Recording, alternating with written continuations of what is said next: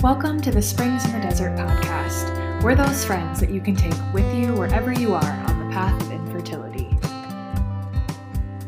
Welcome back to the Springs in the Desert podcast. I am so excited for today because I don't get this opportunity as often as I used to because we have so many amazing guests on, and now we're back to an OG, a founding mama, the lovely, the one and only Anne. How are you, Anne? Jillian, great to be on the podcast with you. Big fan. Oh, thank you so much. Listeners, I don't often get to chat a whole lot with Anne. I had never met her in person, if you can believe that or not. I've been on the team for almost 4 years, never met Anne or anyone on the team in person. And we got to finally meet in Kansas. And it was like a long lost friend that we got to meet and see each other for real, not just in the squares on the interwebs. It was great. And you know what? It really underscored the necessity for community. And like the fact that we're able to communicate with people through this podcast, I think is amazing because just being able to hear people's voices makes such a difference. We love the blog. We want people to read it. They get so much out of it.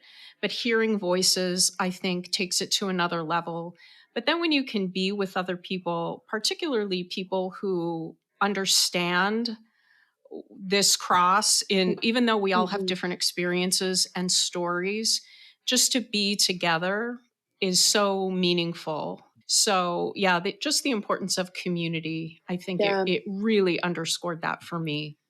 Yeah, that's so true because although we are a team and we are here to walk with the community, we sometimes need each other to walk with each other. Grief is not linear. It doesn't end at a certain point, and it's so good to be able to be with one another. And I was very grateful to meet a few of the team members.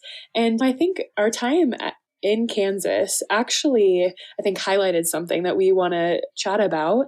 The month of April, we have National Infertility Awareness Week, and we like to talk about it all month long. And so one of the things that I want to get your thoughts on, Anne, we represented the community that's experiencing infertility and loss.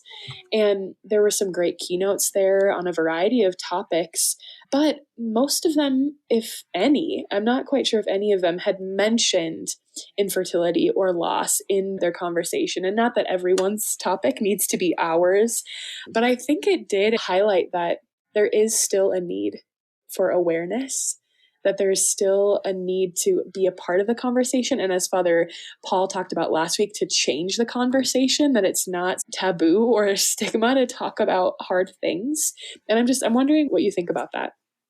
Yeah, I agree with you. And just for anybody who maybe didn't see the newsletter and read about our trip to Kansas, we went to a symposium and the theme was marriage at the peripheries. And so you can't get any more peripheral than infertility and loss, at least from our vantage point, because you're right. It isn't something that is talked about very openly. There is intentionally or unintentionally almost a stigma around it in a lot of ways. And I think that there was a lot of great stuff that came out of that symposium. I think a lot of things to think about, and just the emphasis on marriage, I think, was so important. But I do think that I'm really glad that we were there to offer our voice. We flooded the zone. There were 4 of us all talking about different aspects of infertility, which I think was really important. But again, that just highlighted the fact that there still does need to be more awareness about infertility and loss, even within the church. And as we talk about so much, it goes beyond treatment and trying to get pregnant. And we have people in this community who are at all different places. We have some who are no longer trying or are past childbearing. But we also have people who are still trying. They're going through treatments. And so wherever you are, you need support.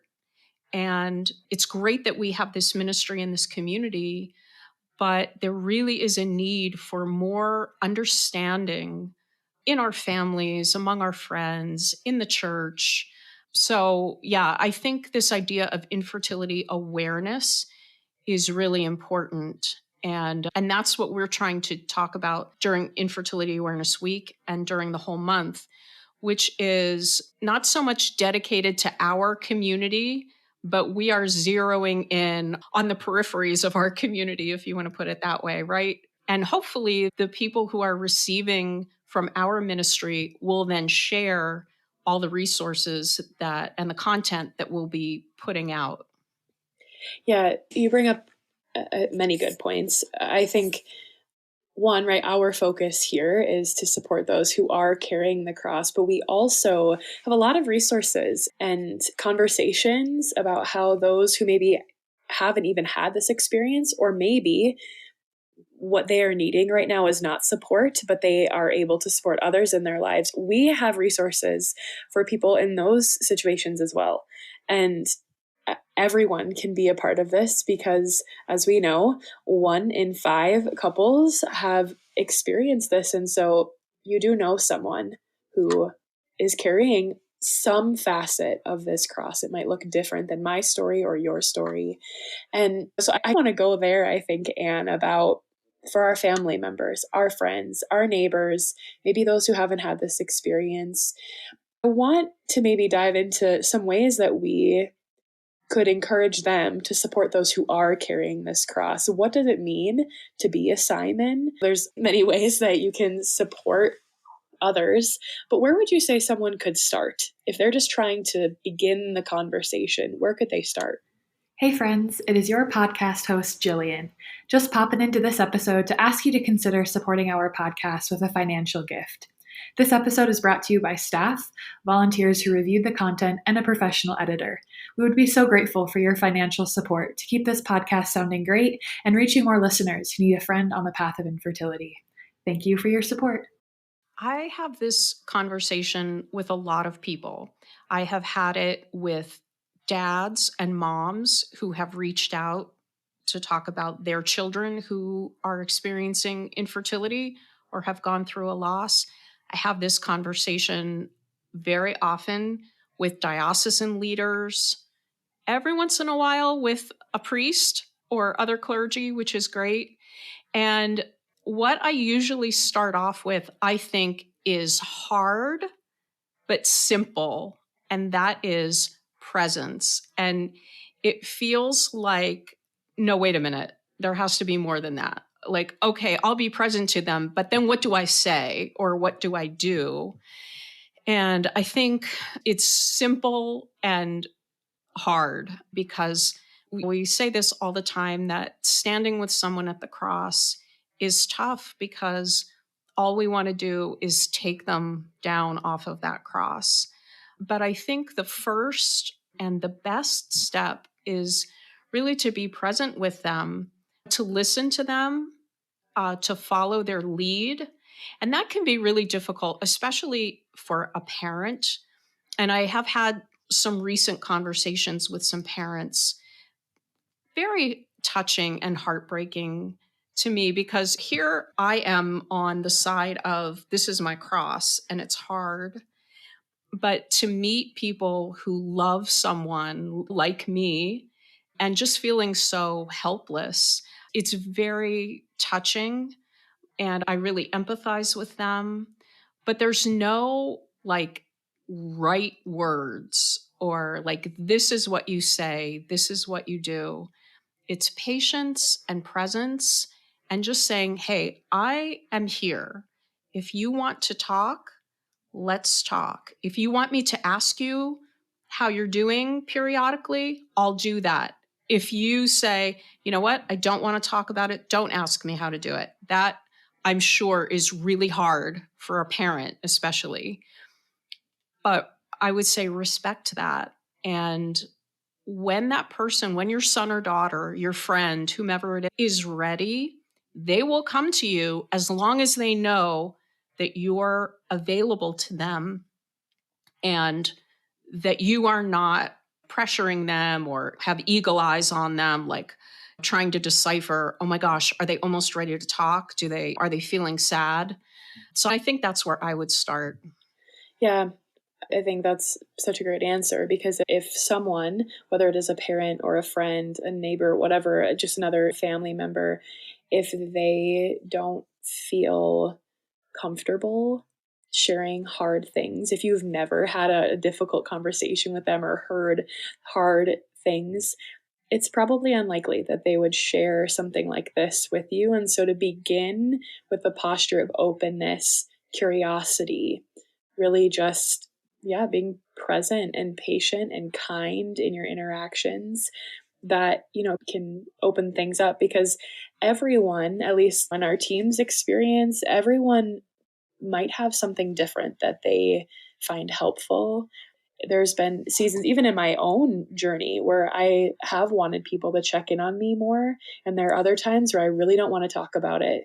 And I'm talking about it all day long, it feels like, with my providers and my husband and myself. And so I'd really just want to talk about anything else other than fertility or anything related to that.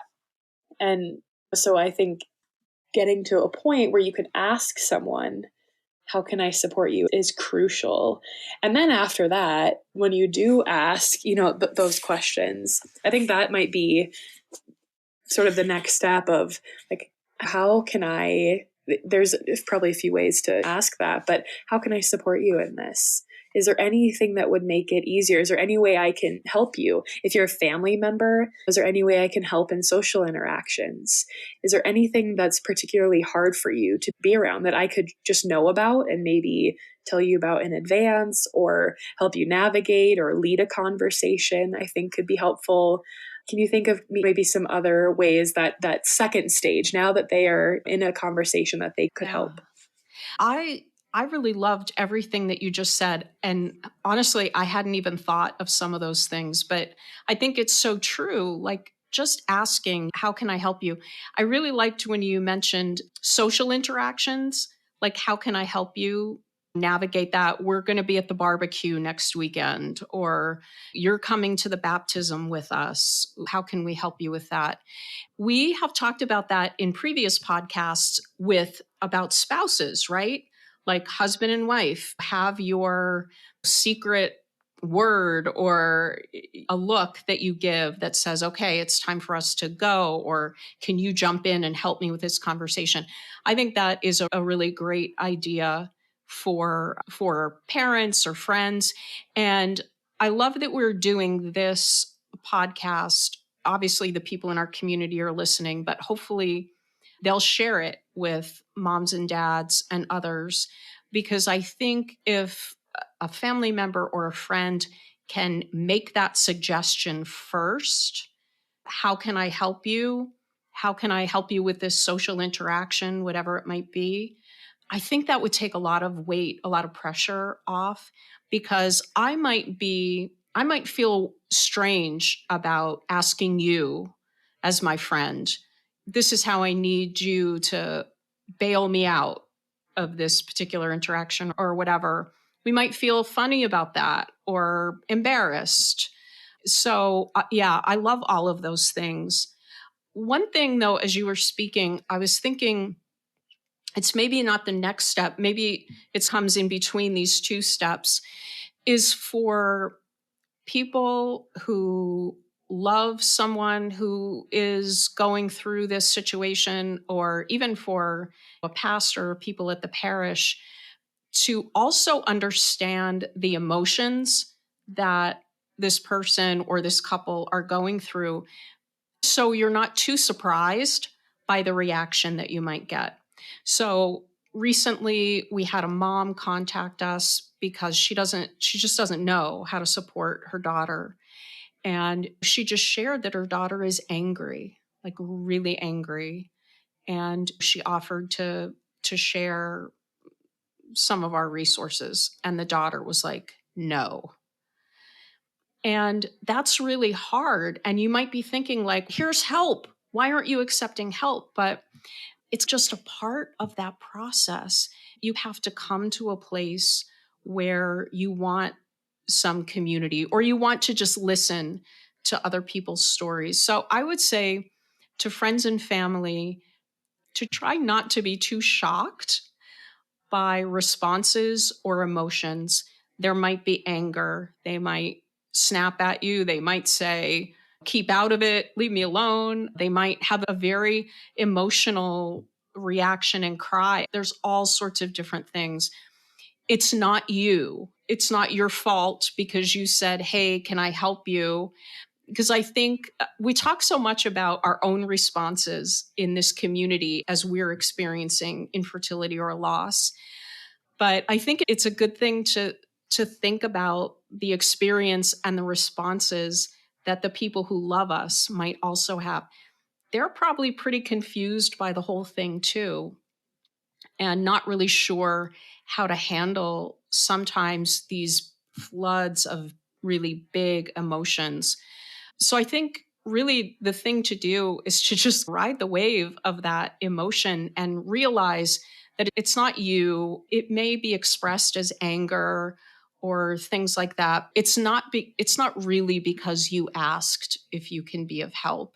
It's just that sometimes that emotion is just so overwhelming, and that person just might not know how to manage it. So, yeah, so I think that's an important piece of awareness for Yes, people. I agree. And I would encourage anyone who is maybe receiving someone in their life and this interaction has maybe been challenging to receive or to respond to, keep trying. Not necessarily in an aggressive way, but come back, ask again. Don't, yeah, don't, uh, perhaps, maybe not in all situations, but I would venture to bet that in most situations, that person really is grateful that you've asked, that you're there, that you're at least willing to have the conversation with them. And they're not trying to push you away. Typically, that's not what we're trying to do. It is this figuring out of all of these, the desires, the grief. We say this a lot in our community. If this is the first time you have encountered our community because someone has shared this podcast, infertility is something to be grieved. There are many experiences that are ones to be grieved in this process. And so just keep being present, because when they are ready to share, when they are ready to open up, when they are ready to invite you into that cross to be a Simon, yet there are many practical ways that you could help. And of course, one that I didn't mention when I was first chatting is prayer. No matter where you are on this, if you aren't yet in a relationship with them or a deep relationship with them, you can start praying for them right then and there.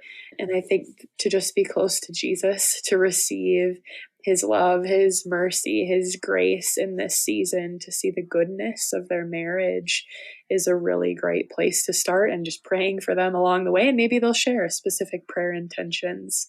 And sometimes that might even be a good way to enter into that relationship, is just, how can I pray for you? Because they don't really have to share a whole lot. They could just say, pray for my marriage, or I have an appointment coming up, would you pray for that? Or this is a hard time of year, would you pray for me around that? And then that gives you a little idea of what they're experiencing without having to have all the details and ask for more information. But you could follow up if they say, I have this appointment. Maybe a week later, you could say, how'd that appointment go? If you'd like to talk about that, I'd love to hear that.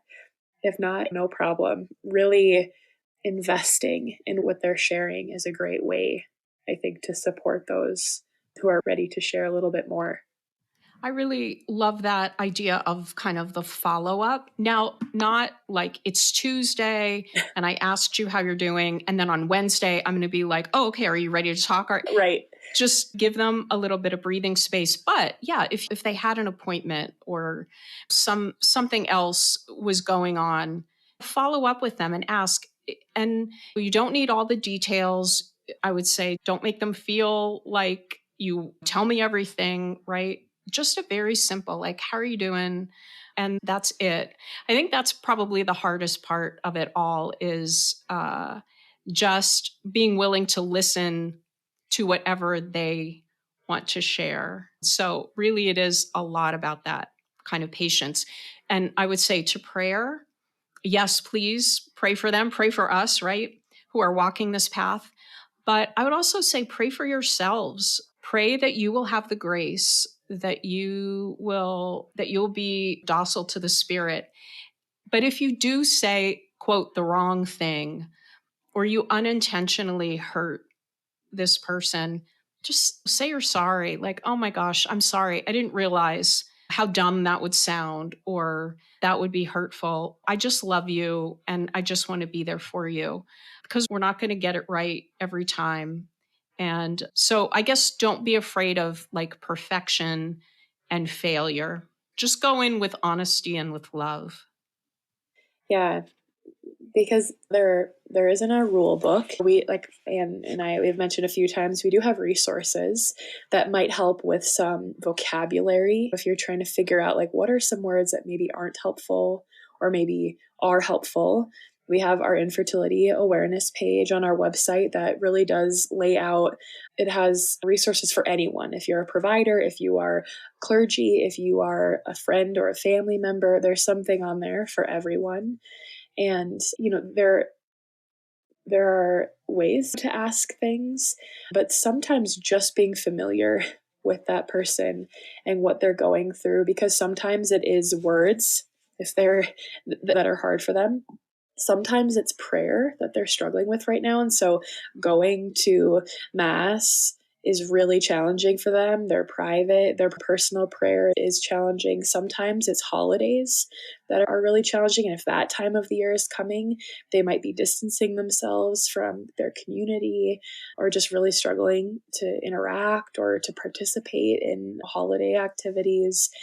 There's so many different kinds of events or situations, and just being attuned to that, being aware, like just knowing that this is something my friend is struggling with, the Lord is going to open up your mind and your heart to recognize, oh, that event might be challenging for them to be at. Maybe I'm going to sit next to them. I'm going to plan to just be there so they know that someone who knows them and sees them is right there with them, and that at least the conversation won't maybe be about only one thing, that maybe I can offer a different subject so that there's maybe some reprieve from something that's maybe only about children, or maybe there is really an exciting announcement in someone's life that's going to be challenging for them to hear and participate in and rejoice in.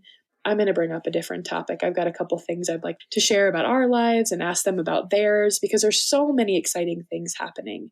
And so I think just this whole idea of being aware of what our friends are carrying, the Lord will take it from there, I think.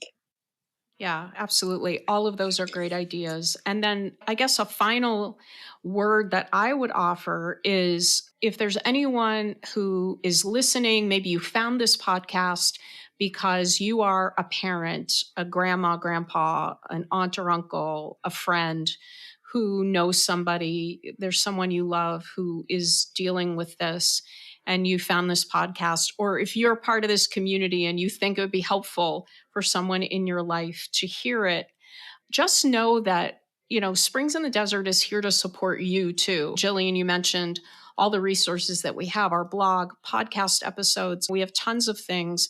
If you want to talk to us, shoot us an email. Talk to Father Paul, our spiritual father.